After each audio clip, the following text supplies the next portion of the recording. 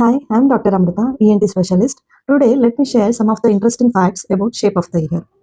ನಮ್ಮ ಕಿವಿ ಮಗು ಒಂದು ಗರ್ಭದ ಒಳಗಡೆ ಇರುವ ರೀತಿಯಲ್ಲಿ ಕಾಣ್ತದೆ. In fact hearing is one of the first senses to develop.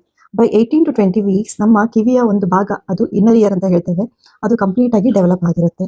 And by 20 to 22 weeks, so ಗರ್ಭದಲ್ಲಿ ಇರುವ ಮಗು you can hear all the outside sounds. ನೀವು ಮಹಾಭಾರತದ ಅಭಿಮನ್ಯುವಿನ ಕಥೆಯನ್ನು ಕೇಳೇ ಇರ್ತೀರಿ. ಅವನು ಹೇಗೆ ಗರ್ಭದಲ್ಲೇ ಇರುವಾಗಲೇ ಚಕ್ರವ್ಯೂಹ ಭೇದಿಸೋದನ್ನು ಕಲ್ತಿದ್ದ ಅಂತೇಳಿ ಕೇಳಿರ್ತೀರಿ.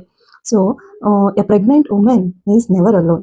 So always be mindful whenever you are speaking to a pregnant woman. Coming to fact number 2, that is no two ears are of same shape. Even in twins ಅಲ್ಲಿ ಕೂಡ ಒಬ್ಬರ ಕಿವಿಯ ಶೇಪ್ ಇನ್ನೊಬ್ಬರಿಗೆ ಹೋಲೋದಿಲ್ಲ.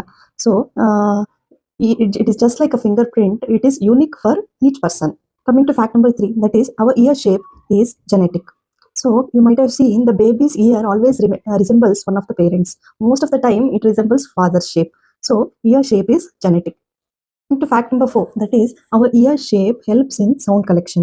ಹೇಗೆ ಅಂದರೆ ನಮ್ಮ ಇಯರ್ ಒಂದು ಫನಲ್ನ ರೀತಿ, ನಮ್ಮ ಔಟರ್ ಇಯರ್ ಪಿನ್ ಅಂತ ಏನು ಹೇಳ್ತೀವಿ, ಅದು ಒಂದು ಫನಲ್ನ ಆಕಾರದಲ್ಲಿ ಇದೆ. So that it can collect maximum amount of the sounds in all possible ways.